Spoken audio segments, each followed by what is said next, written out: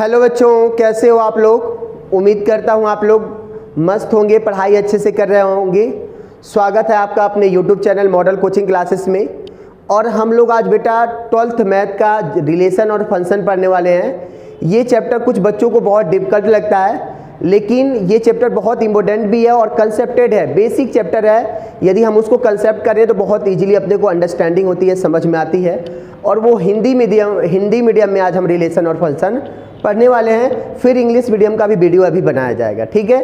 तो आइए पहले हम समझते हैं मैथ में रिलेशन फंक्शन क्या होता है, हमें कैसे पढ़ना है। थोड़ा मेरे साथ जुड़िएगा, वीडियो को एकदम लास्ट तक देखिएगा अच्छे से।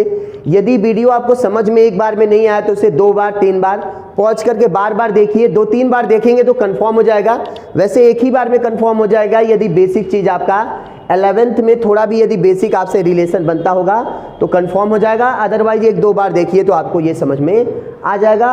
और सबसे मैं आपको बड़ी बात बताऊं कि जो बच्चे हैं वो ज़रूर अपना हिंदी मीडियम में जो भी है या इंग्लिश मीडियम में अपना सेल्फ का नोट्स बनाइए। बिना नोट्स के आप अच्छा पढ़ाई नहीं कर सकते हो, ठीक है। दूसरे के नोट्स हमारे लिए बहुत इंपॉर्टेंट नहीं होता है, हमारा सेल्फ का इंपॉर्टेंट नोट्स हमारे लिए इंपॉर्टेंट होता है। आइए पहले हम लोग देखते हैं बेटा, सबसे पहले चीज़ आज हम लोग देखने वाले हैं, जो पढ़ने वाले हैं हम लोग क्या पढ़ने वाले हैं, संबंध और फलन, ठीक है। आज हम लोग जो पढ़ने वाले हैं संबंध और फलन। बेसिकली मैं बता दे रहा हूँ कि हम संबंध में क्या क्या पढ़ने वाले हैं, ठीक है। हम लोग संबंध में 2 टाइप से पढ़ने वाले हैं। पहले तो आपको मैं समझाऊंगा संबंध क्या होता है, ठीक है। फिर मैं समझाऊंगा संबंध के प्रकार। संबंध के प्रकार मतलब संबंध कितने प्रकार के होते हैं, ठीक है। मैं आपको एक समरी नॉर्मल पढ़ा दे रहा हूँ कि हमें पढ़ना क्या क्या है, ठीक है। इसको आप इंग्लिश में क्या बोलोगे बताओ, इसको रिलेशन बोला जाता है, ठीक है। हमारा आपका जैसे रिलेशन है ना, ये फंक्शन हो गया, ठीक है। अभी मैं बहुत आपको इजी तरीके से प्रैक्टिकल वे में मैं समझाऊंगा, ठीक है। तो ये क्या हमको पढ़ना है बेसिकली बताओ, रिलेशन पढ़ना है पहले, और फिर क्या पढ़ना है, टाइप्स ऑफ रिलेशन। चूँकि हमारा आज का टारगेट ही है रिलेशन, तो हम ज़्यादा आज रिलेशन के बारे में बात करेंगे, हमें फंक्शन के बारे में ज़्यादा बात नहीं करना है। और जो फंक्शन होगा ना बेटा, उसको भी आप सेम वही पढ़ोगे। पहले तो हम लोग क्या पढ़ेंगे फंक्शन के बारे में, नॉर्मली हम लोग पढ़ने वाले हैं फंक्शन मतलब फलन क्या होता है, फंक्शन या फलन क्या होता है, ठीक है। ये पढ़ाएंगे बहुत अच्छे से आपको हम। अभी बेसिक, अभी नॉर्मल आप इतना ध्यान मत दीजिए। टाइप्स ऑफ फंक्शन, ठीक है, फंक्शन, इसको हिंदी में क्या बोलोगे आप, फलन के प्रकार, ठीक है। ये चीज़ को ध्यान देना है, ठीक है ना, फलन के प्रकार। इतना चीज़ आप दोनों को पढ़ना है। बेसिकली मैं समरी आपको समझा दे रहा हूँ, क्योंकि हमारा आज का टारगेट क्या है, रिलेशन पढ़ाना। तो हम लोग रिलेशन के बारे में देखते हैं। हम लोग ज़्यादा डिस्कस किसके बारे में करेंगे, रिलेशन के बारे में पढ़ेंगे, ठीक है। रिलेशन, ठीक है, या इसको आप बोल दो types of relation, types of relation, ठीक है। तो ये टाइप्स ऑफ रिलेशन में बेटा हम लोग देखेंगे कि अपने पास जो होते हैं मैनी टाइप के रिलेशन होते हैं, ठीक है ना। हम इसको ऐसे यहाँ से यहाँ तक ले जा रहे हैं, ठीक है। आगे आप थोड़ा अच्छे से इसको कंसेप्ट कर लोगे, ठीक है। पहला तो अपना हो गया, सबसे पहले हम पढ़ेंगे रिक्त संबंध। क्या पढ़ेंगे बताओ आप लोग, रिक्त संबंध। दूसरा क्या पढ़ोगे आप,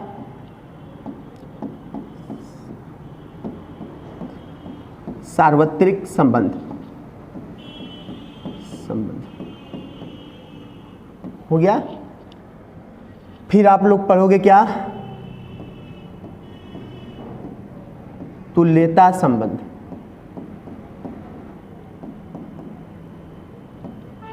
और जो लास्ट में हम लोग पढ़ेंगे प्रतिलोम संबंध।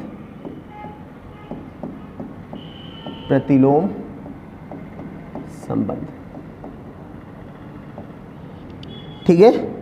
अब थोड़ा एक चीज़ और समझ लीजिए आप लोग, ये तुल्यता संबंध जो होता है ये 3 तरह से डिवाइड होता है, मतलब 3 प्रकार का होता है, ठीक है।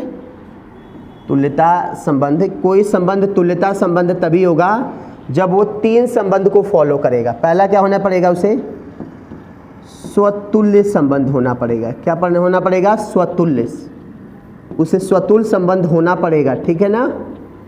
उसे क्या होना पड़ेगा? दूसरा सममिति संबंध होना पड़ेगा, सममिति संबंध, ठीक है। और तीसरा जो होता है संक्रामक संबंध होना पड़ेगा। क्या होना पड़ेगा? संक्रामक। देखो एक चीज ध्यान देना है, यदि कोई संबंध, ये तीनों संबंध हुए, मतलब स्वतुल्य संबंध होगा, सिमेट्रिक होगा, संक्रामक होगा, तभी जाके वो तुल्यता संबंध होगा। इसको क्या हिंदी में बोलते हो आप बताओ? इम्पिटी। इसलिए बेटा मैं इसको लिख रहा हूं क्योंकि आगे जब पढ़ोगे ना तो इसकी बहुत इंग्लिश जानना बहुत जरूरी है, ठीक है ना। यूनिवर्सल रिलेशन, इसको क्या बोलते हैं?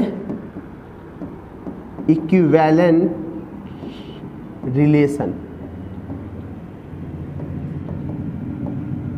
इसको क्या बोलते हैं?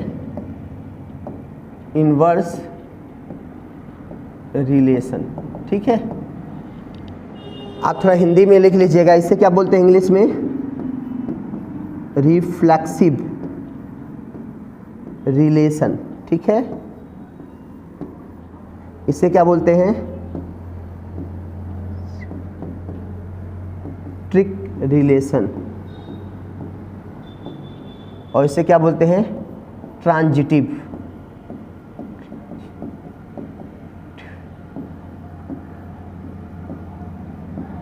ट्रांजिटिव रिलेशन, ठीक है। इतने चीज़ों को अपने को बहुत अच्छे से कंसेप्ट कर लेना है, ठीक है। ये अपने को पढ़ना है। Empty relation, universal relation, equivalent relation, inverse relation, reflexive relation, symmetric relation और ट्रांजिटिव रिलेशन। देखो ये सभी चीज़ों को हम लोग क्या करेंगे, ये जो इक्विवेलेंट रिलेशन होगा इसको हम लोग सेकेंड लेक्चर में देखेंगे, ठीक है।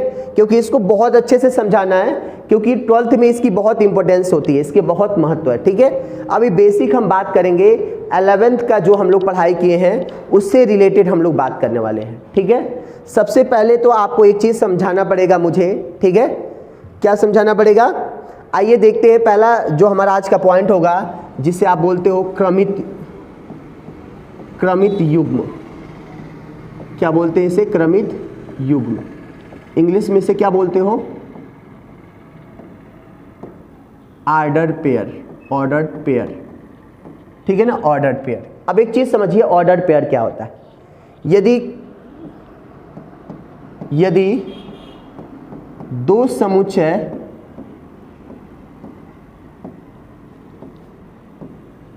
ए तथा बी हो, दो समुच्चय ए तथा बी हो, x element of set A, y element of set B, तो ए कॉमा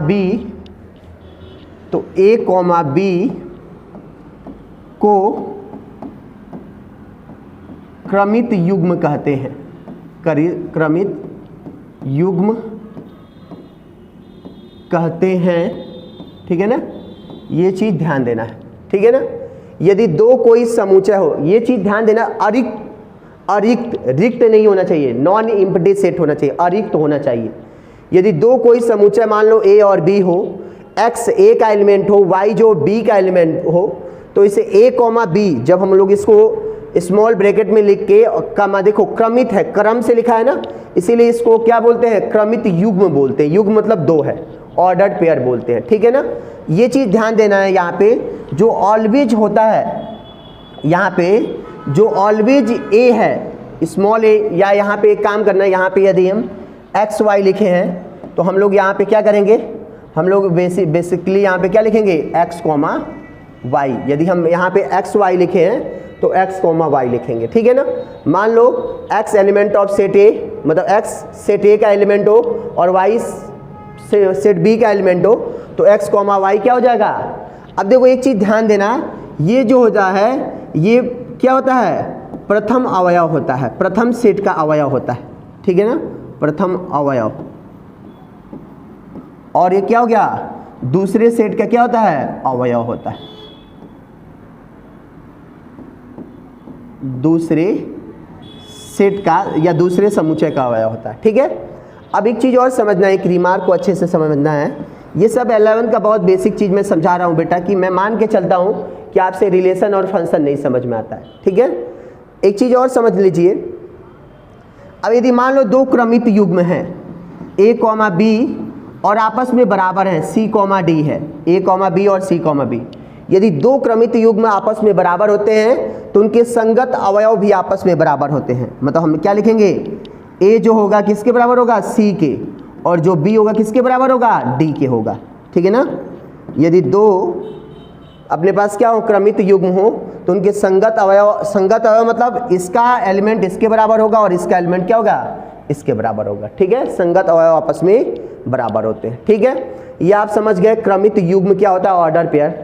अब आपको समझाना है कार्टेशियन प्रोडक्ट। क्या समझाना है, कार्टेशियन प्रोडक्ट। इंग्लिश में इसको क्या बोलते हैं, सॉरी हिंदी में क्या बोलते हैं, कार्टेशियन प्रोडक्ट को क्या बोलते हैं, जल्दी बताइए।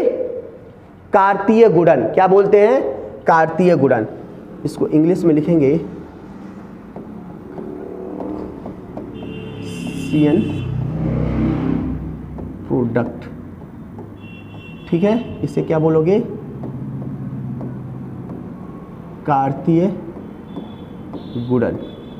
ठीक है, अब कार्तीय गुणन को हम समझते हैं। हम लोग देख रहे हैं कार्टेशियन प्रोडक्ट, जिसको हिंदी में बोलते हैं क्या, कार्तीय गुणन बोलते हैं। ठीक है, इस चीज़ को समझना है। देखो, यदि x element of set A, y किसका अवयव हो, सेट b का अवयव हो, तो सभी क्रमित युग्मों x, y के समुच्चय, ठीक है ना, समुच्चयों a और b का क्या कहलाता है, कार्तीय गुणन कहलाता है।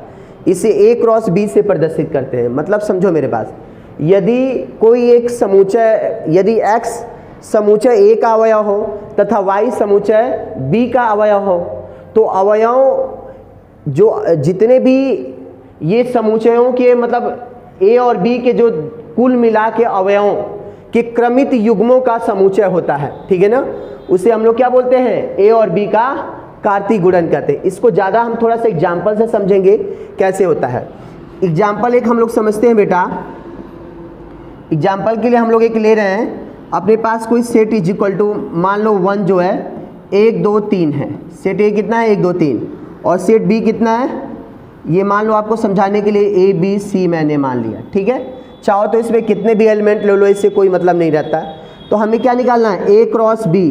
तो देखो, ए क्रॉस बी निकालने के लिए हमें एक चीज़ को पहले अच्छे से इसको मैपिंग से समझना पड़ेगा। अच्छा बताओ, ये अपना सेट ए हो गया ना, इसके पास कितने एलिमेंट हो गए, इसके पास 1 है 2 है और 3 है, ये सेट ए हो गया। और ये सेट बी हो गया, ये क्या है बताओ, ए बी और क्या है, सी है। तो अब एक बात बताओ बेटा, अब इसका हमें कार्टेशियन प्रोडक्ट निकालना है। तो इस 1 का देखो ध्यान देना, 1 का 1 से भी संबंध हो सकता है, ये b से भी हो सकता है, 1 का c से भी हो सकता है। इसी प्रकार 2 का a से भी हो सकता है, 2 का b से भी हो सकता है और 2 का c से भी हो सकता है। इसी प्रकार 3 का वो a से होगा, 3 का क्या होगा, b से होगा, और 3 का क्या हो गया, c से होगा। ठीक है ना। तो अब यदि आपसे कोई पूछेगा इसका कार्टेशियन प्रोडक्ट मतलब a क्रॉस b, तो देखो a समुच्चय a और b के सभी के अवयवों का जो क्रमित युग्म बनेगा, मतलब देखो a और b दोनों को मिलाने का सभी का क्रमित युग्मों का जो समुच्चय होगा, ठीक है ना, मतलब ये दोनों अवयवों के क्रमित युग्मों का समुच्चय जो होगा a और b का क्या कहलाएगा, कार्तीय गुणन। तो देखो a का संबंध किससे बन रहा है, 1 का संबंध a से बन रहा है, फिर इसी 1 का संबंध क्या बन रहा है, b से बन रहा है, फिर इसी 1 का संबंध c से बन रहा है, फिर क्या हो रहा है, 2 का संबंध a से बन रहा है, फिर 2 का संबंध b से बन रहा है, फिर 2 का संबंध किससे बन रहा है, c से बन रहा है।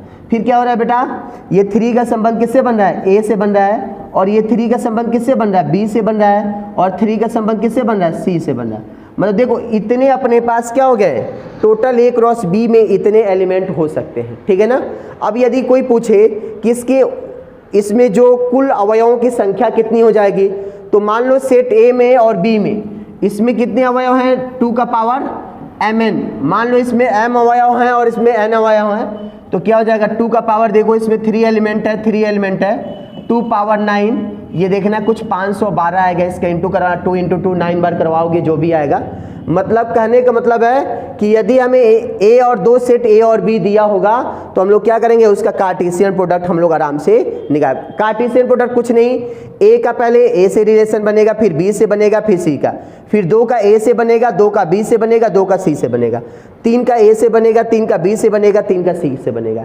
ऐसे आप बनाओगे तो ये अपना कार्टेशियन प्रोडक्ट आपको मिल जाएगा। ठीक है, बहुत ईजी है, कोई भी एग्जाम्पल ऐसे आप लेके बना सकते हो। ठीक है, अब आते हैं हम लोग थोड़ा समझेंगे रिलेशन के बारे में। क्या समझेंगे हम लोग, रिलेशन क्या होता है इसको समझो। जो आज आपको चैप्टर पढ़ना है, क्या समझ पढ़ना है, रिलेशन पढ़ना है। ठीक है ना, रिलेशन, इसको हिंदी में बोलते हैं संबंध। क्या बोलते हैं, संबंध। बोलते हैं ना कि हमारा आपका रिलेशन अच्छा है। बहुत अच्छे से समझिए, मैं एक टीचर हूँ, मैं एक शिक्षक हूँ और आप एक विद्यार्थी हो। हमारा आपका संबंध है ना शिक्षक और विद्यार्थी का।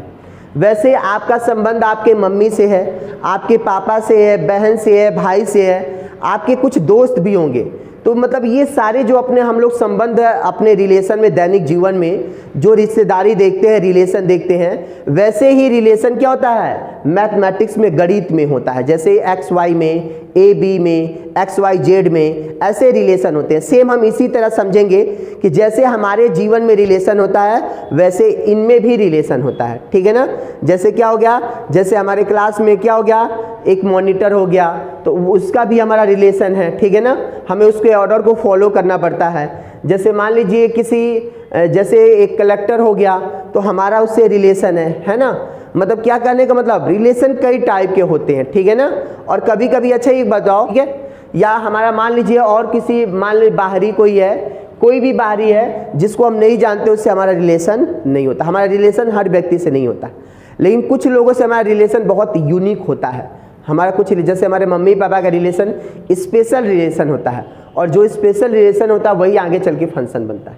ठीक है, तो हम लोग आज थोड़ा देखने वाले हैं किसके बारे में, रिलेशन के बारे में देखने वाले हैं। ठीक है, रिलेशन, इसको हिंदी में क्या बोलेंगे, संबंध बोलेंगे। ठीक है, संबंध क्या होता है इसको थोड़ा अच्छे से समझना है, इसको अच्छे से ऐसे समझना है। यदि मान लो, यदि ए और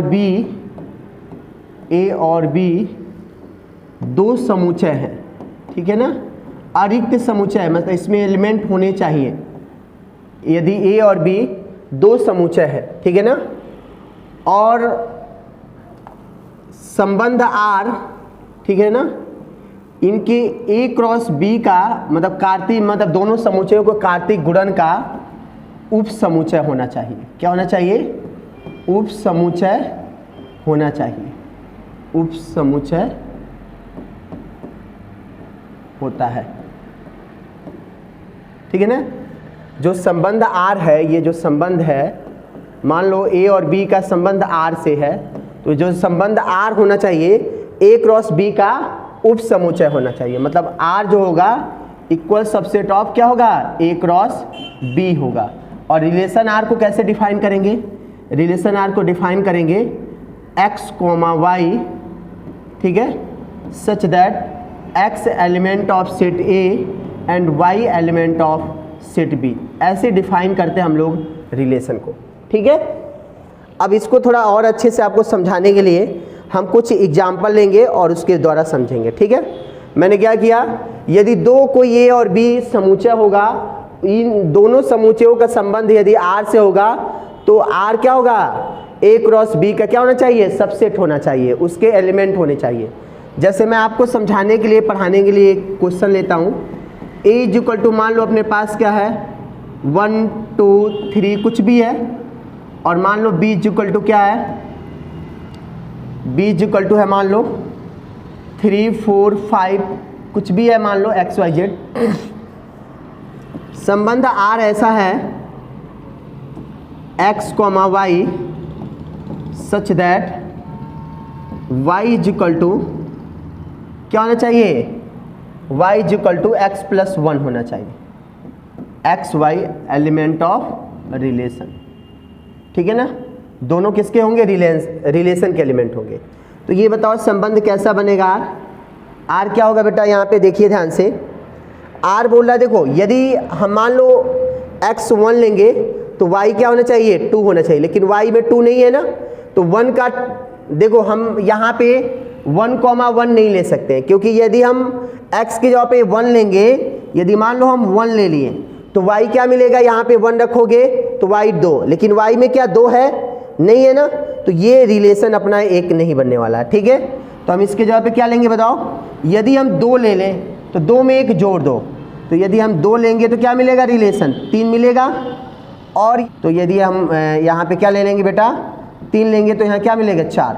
लेकिन अब बताओ यदि हम 4 लेंगे तो हमें 5 मिलेगा, एक ज़्यादा मिलेगा भाई, लेकिन इसमें 4 है ही नहीं, तो ये रिलेशन यहीं तक हो जाएगा। ठीक है, अब देखो अभी चेक करना है। अब बताओ A क्रॉस B क्या बनेगा, जल्दी बताओ। अभी मैंने समझाया था A क्रॉस B कैसे लिखते हैं। एक का रिलेशन 3 से बनेगा, तो 1,3 हो जाएगा, फिर क्या होगा 1,4 हो जाएगा, फिर क्या हो जाएगा 1,5 हो जाएगा, फिर क्या हो जाएगा बताओ 2,3 हो जाएगा, फिर क्या हो जाएगा 2,4 हो जाएगा, फिर क्या हो जाएगा 2,5 हो जाएगा, फिर क्या हो जाएगा 3,3 हो जाएगा, फिर क्या हो जाएगा 3,4 हो जाएगा, फिर क्या हो जाएगा 3,5 हो जाएगा। देखो इतने अपना A क्रॉस B बनेगा, A क्रॉस B ये बन गया। और रिलेशन अपने को R ऐसे डिफाइन है, तो देखो रिलेशन R के एलिमेंट क्या हो गया, रिलेशन जो R है इसका एलिमेंट क्या हो गया 2,3। देखो तो इसमें 2,3 भी है और 3,4, तो जो R है वो क्या है, यहाँ पे दिखाई दे रहा होगा, R जो है equal subset of A cross B होता है। ठीक है ना, मतलब R A क्रॉस B का क्या होगा, सबसेट होगा। ठीक है ना, तभी कोई संबंध संतुष्ट करेगा, मैथमेटिक्स में उसे संबंध बोलेंगे। ठीक है, अब आइए कुछ और चीज़ों को हम लोग समझते हैं और उसके बाद हम लोग बहुत सारे इस पे एग्जाम्पल का भी डिस्कस करेंगे, एग्जाम्पल्स देखेंगे। रिलेशन क्या बताने वाला हूँ, एम्प्टी रिलेशन।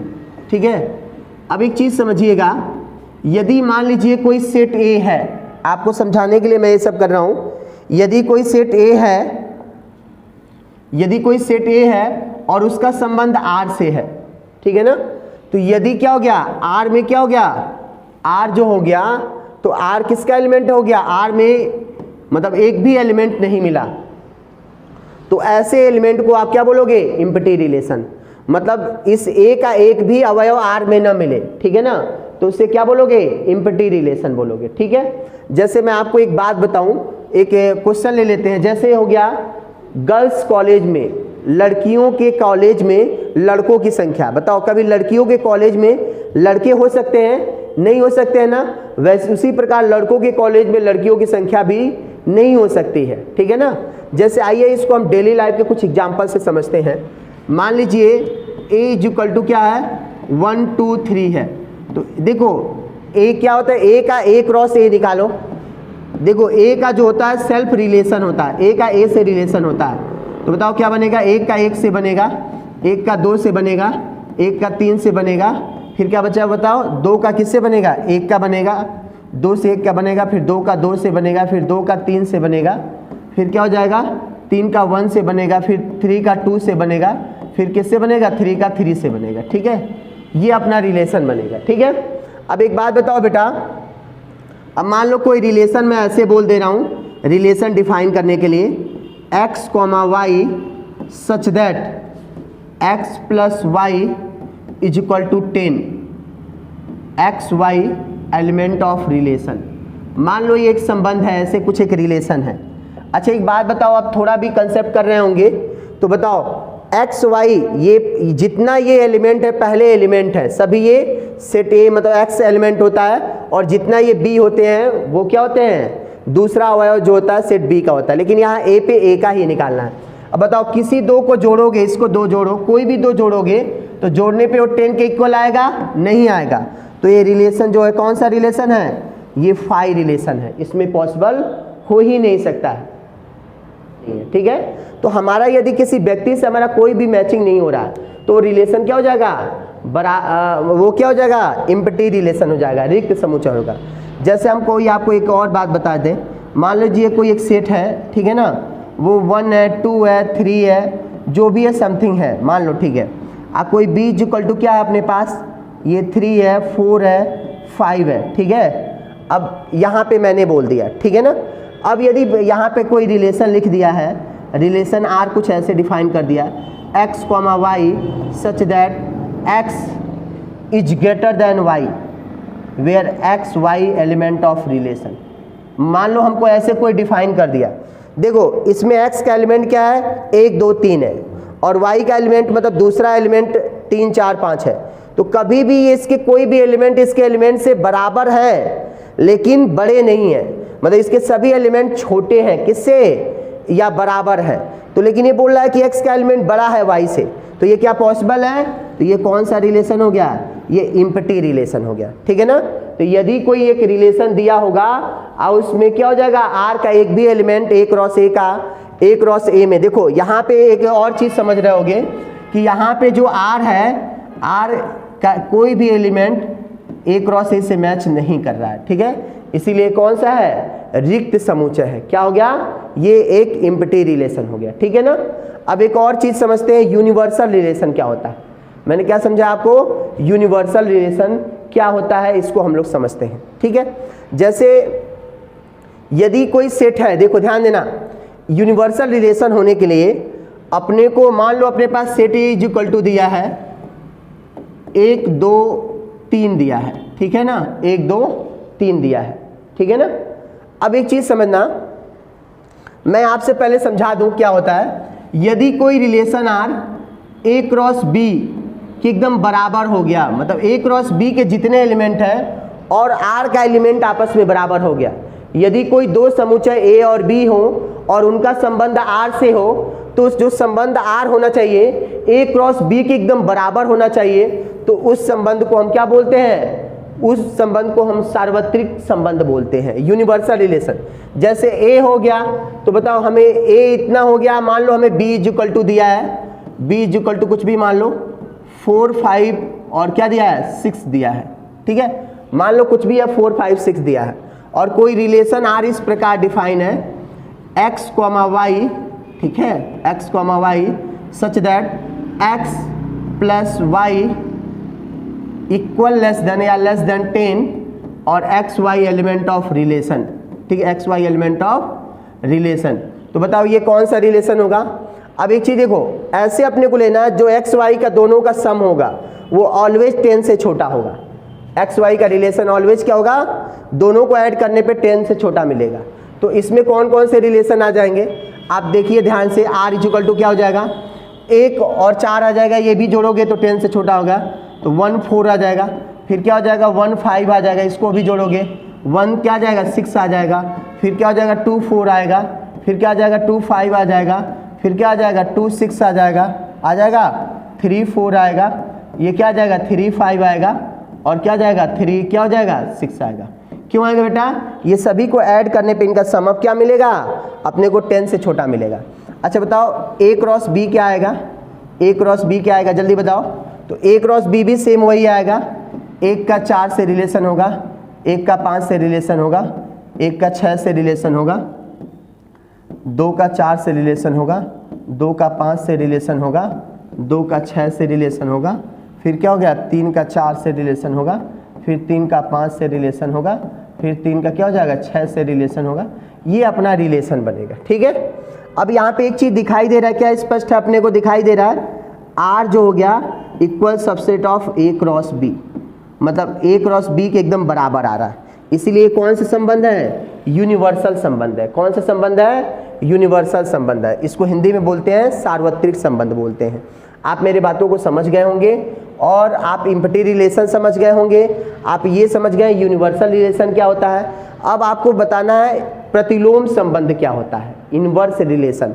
क्या पढ़ाना आपने को, इनवर्स रिलेशन बताना है। अच्छा एक काम करते हैं, एक और डिस्कस करते हैं आपसे और समझते हैं कि आप क्या मेरे बातों को समझ रहे हो।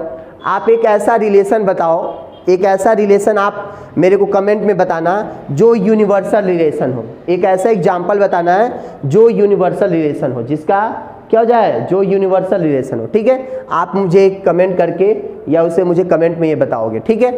अब आते हैं, समझते हैं प्रतिलोम संबंध। क्या बोलते हैं, प्रतिलोम संबंध, ठीक है, ठीक है। इसको क्या बोलते हैं, इनवर्सल रिलेशन, इनवर्सल। अब एक चीज समझना है बेटा अपने को, यदि कोई संबंध r इक्वल टू अपने को दिया है, मान लो कहीं पे r इक्वल टू दिया क्या, x comma y such that x element of set A y element of set B, ये अपने को एक रिलेशन डिफाइन है, एक कोई संबंध अपने को ऐसे दिया हुआ है, ठीक है ना।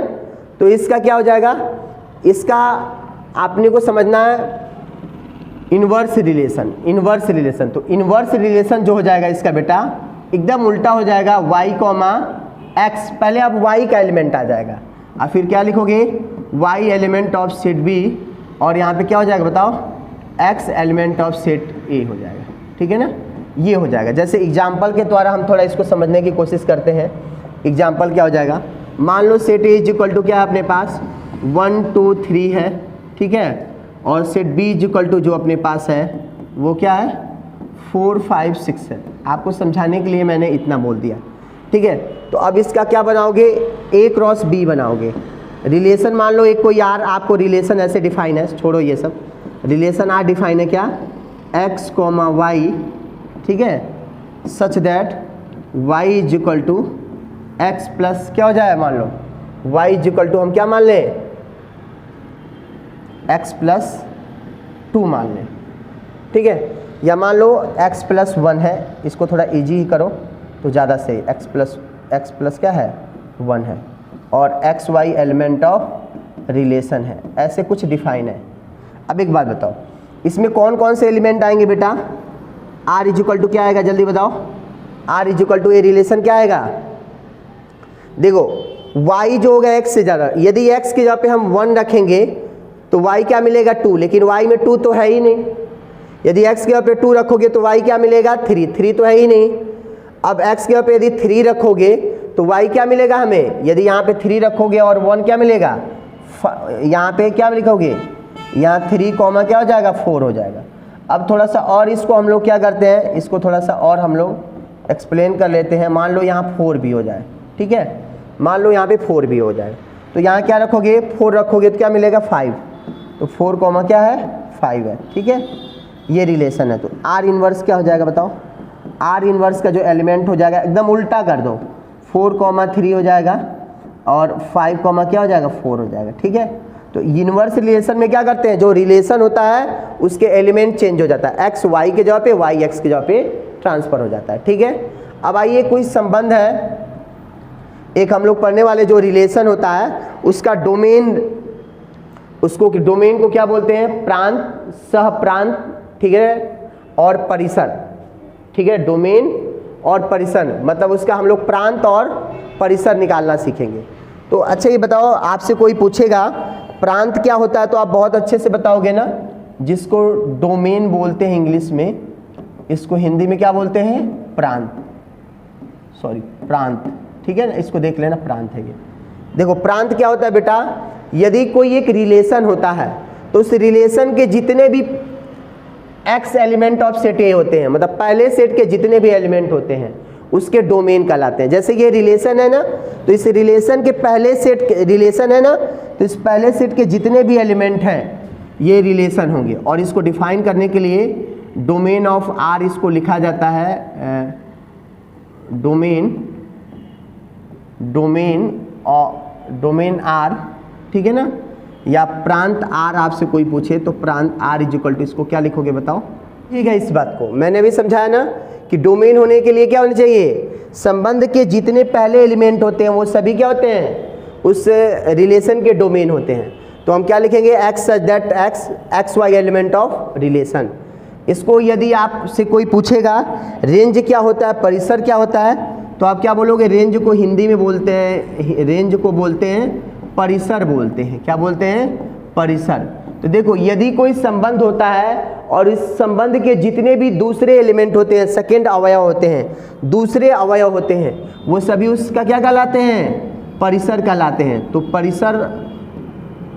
परिसर R का परिसर कितना हो जाएगा, परिसर ऑफ R, या R का परिसर, इसको क्या लिखोगे जल्दी बताओ, क्या लिखोगे। अब देखो y के एलिमेंट को लेना है तो y सच दैट, ठीक है ना, x y element of relation, मतलब रिलेशन के जितने भी क्या होंगे y के एलिमेंट हो जाएंगे। इसमें बताओ ये जैसे संबंध है तो इसमें इसका डोमेन क्या हो जाएगा, यदि आपसे कोई पूछेगा कि डोमेन क्या होगा तो आप क्या बोलोगे, डोमेन को क्या बोलोगे, आपसे कोई डोमेन पूछेगा तो आप बोलोगे यहाँ पे डोमेन, इसको प्रांत बोलते हैं। ठीक है, यही काम करो, ये आप ऐसे ही लिखो, आर का प्रांत, आर का प्रांत क्या हो जाएगा जल्दी बताओ, आर का प्रांत क्या हो जाएगा, आर का प्रांत जितना पहले एलिमेंट को प्रांत बोलते हैं मतलब 4,5 हो जाएगा। ठीक है, और परिसर क्या हो जाएगा, आर का परिसर, आर का परिसर जल्दी बताइए आप लोग, आर का परिसर क्या हो जाएगा जल्दी बताओ, ये जो दूसरा एलिमेंट है मतलब 3,4। तो ये ऐसे डोमेन और रेंज निकालते हैं। और एक एग्जांपल लेते हैं, मान लो a इक्वल टू अपने पास क्या है 1 2 3 4, ठीक है, और सेट b इक्वल टू अपने पास है मान लो 2 3 4 5 6, मान लो कुछ भी है। अब एक बात बताओ, यदि कोई रिलेशन हमारा इस तरह से है, मान लो रिलेशन में डायरेक्ट लिख दे रहा हूँ 2,3 है, ठीक है, 3,4 है, 4,5 है, ठीक है, ऐसे अपना रिलेशन है। ठीक है, तो आर का परिसर क्या हो जाएगा, या आर का पहले प्रांत बताओ क्या होगा, प्रांत कितना हो जाएगा, प्रांत का मतलब क्या हो गया, पूरे का पूरे सेट ए का एलिमेंट। देखो ये 2 3 और 4 क्या हो गया, 2 3 और 4। ठीक है, इसको मैथमेटिक कैसे लिखेंगे, आर इज इक्वल टू पहला x such that x y element of क्या लिखोगे, रिलेशन। ठीक है, और यदि आपसे कोई पूछेगा आर का परिसर कितना हो जाएगा, तो आर का परिसर कितना हो जाएगा जल्दी आप बताइए, आर का परिसर जो हो जाएगा, परिसर का मतलब जितने दूसरे एलिमेंट है रिलेशन के दूसरे एलिमेंट, मतलब क्या हो जाएगा 3 4 और क्या हो जाएगा 5 हो जाएगा, तो 3 4 5 आ गया। इसको मैथमेटिकल कैसे लिखते हैं, ये y का एलिमेंट होता है ना, y such that x y element of relation. ठीक है, इतना हम लोग लिख के छोड़ देंगे। ठीक है, तो आपने को समझ में आ गया कि डोमेन क्या होता है, रेंज क्या होता है। और एक चीज़ समझिएगा, एक चीज़ और अच्छे से समझिएगा। अच्छा बताइए, अब ये रिलेशन इतना आ गया, लेकिन मान लीजिए मैं आपसे यहीं पे पूछ दूं, आपसे यहीं पे पूछ दूं आर इनवर्स क्या हो जाएगा, तो आर इनवर्स कौन कौन बताएगा जल्दी बताइए, उल्टा कर दीजिए। तो उल्टा करेंगे तो क्या आया है, तो क्या हो जाएगा बताओ, 3,2 हो जाएगा, फिर क्या हो जाएगा 4,3 हो जाएगा, और फिर क्या हो जाएगा 5,4 हो जाएगा। ठीक है, इसको मैथमेटिकल कैसे लिखते हैं आर इनवर्स को बताओ जल्दी आप लोग। अभी मैं लिखा था तो y, x हो जाता है, ठीक है ना, सच दैट y, पहले y आ जाता है फिर x आ जाता है, y element of set b होता है और x element of set a होता है। ठीक है, ये होता है मैथमेटिकल लिखने का तरीका। अब बताओ रिलेशन r को कैसे लिखोगे, यदि रिलेशन r को ही आपसे बोल दे लिख के दिखाओ मैथमेटिकल, तो क्या लिखोगे, तो इसको एकदम सीक्वेंस में लिखते हैं x, y such that x element of set a and y element of set b। ठीक है, इसको एकदम सिंपल लिखते हैं। और लेकिन इन्वर्स को थोड़ा सा अलग, मतलब इन्वर्स में x y के ऑर्डर क्या हो जाते हैं, एकदम इंटरचेंज हो जाते हैं। जैसे एक बात और देखो, आपको समझा दिया जाए, यदि r का प्रांत, r का प्रांत, अच्छा एक चीज़ और समझ लो, प्रांत एक चीज़ और समझ लेते हैं बहुत अच्छे से। ठीक है, r का प्रांत चलो हो गया, r आप ऐसे लिखोगे। अच्छा बताओ r इनवर्स का डोमेन क्या हो जाएगा, r इनवर्स का डोमेन, यदि r इनवर्स का प्रांत पूछ दे तो r इनवर्स का प्रांत क्या हो जाएगा जल्दी बताइए आप लोग, क्या हो जाएगा 3 हो जाएगा, 4 हो जाएगा और 5 हो जाएगा। और बताइए r इनवर्स का परिसर क्या आएगा, परिसर, r इनवर्स का परिसर यदि हम पूछेंगे तो क्या बोलोगे आप, परिसर का मतलब जितने भी सेकेंड एलिमेंट हो गया r इनवर्स, तो 2 3 4, 2 3 4। ठीक है, एक यहाँ से कंक्लूजन आपको समझाना है इसलिए मैं ऐसा कर रहा हूँ। अब आइए थोड़ा सा समझिए, अब देख रहे हैं जो यहाँ पे क्या है, इसका 3 4 5, तो इसमें कहाँ है 3 4 5, तो r ये क्या है 3 4 5, ये देख रहे हो, मतलब r का जो परिसर होता है, या r का लिख लो पहले, r का जो प्रांत होता है, r का प्रांत, तो r का प्रांत देखिए कहाँ पे मैंने लिखा है, r का प्रांत 2 3 4 है, तो r का प्रांत क्या है 2 3 4 है, और ये किसके बराबर है, r इनवर्स के क्या होता है, ये चीज़ हमेशा याद रखने, r इनवर्स का परिसर होता है। बहुत इंपॉर्टेंट बात मैं पढ़ा रहा हूँ, अभी समझा रहा हूँ। जो r का प्रांत होता है वो r इनवर्स के परिसर के बराबर होता है। अब आइए r का परिसर देखिए, तो r का परिसर क्या है बेटा, r का परिसर, तो r का परिसर किसके बराबर होता है, r इनवर्स के प्रांत के, r इनवर्स का प्रांत, ठीक है, ये आपस में क्या होते हैं, बराबर होते हैं, ठीक है। तो ये चीज़ अपने को याद रखना है। आपने समझा इनवर्स रिलेशन क्या होता है, आपने समझा रिलेशन क्या होता है, इम्पटी रिलेशन क्या होता है, आपने समझा यूनिवर्सल रिलेशन क्या होता है, डोमेन क्या होता है, रेंज क्या होता है, क्रमित युग्म क्या होता है, ठीक है ना। फिर आपने कार्टेशियन प्रोडक्ट कार्तीय गुणन समझा। अब थर्ड लेक्चर में आएंगे तो हम लोग समझेंगे, क्या समझेंगे, इसके बाद जो सेकेंड लेक्चर में आएंगे तो हम आपको अच्छे से समझाएंगे इक्विवेलेंस, तुल्यता संबंध क्या होता है, क्या होता है, तुल्यता संबंध क्या होता है, तो हम इसको समझते हैं। अच्छा एक चीज़ का एक काम और करते हैं, एक एनसीईआरटी में क्वेश्चन है अपने को दिया हुआ है, जो भी आप समझिएगा। मान लीजिए कोई रिलेशन आर आपको डिफाइन है, ठीक है, ये x, y है, ठीक है, सच दैट जो भी है। एक एनसीईआरटी में एक एग्जांपल है, मैं समझाना चाहता हूँ कि गर्ल्स या मान लो कोई ये बॉयज़ स्कूल है, कोई लड़कों का स्कूल है और उसमें लड़कों के स्कूल में लड़कियों की संख्या, तो ये कौन सा समुच्चय है, लड़के के स्कूल में कभी लड़कियां होंगी, नहीं होंगी, तो इम्पटी समुच्चय है, इम्पटी समुच्चय है।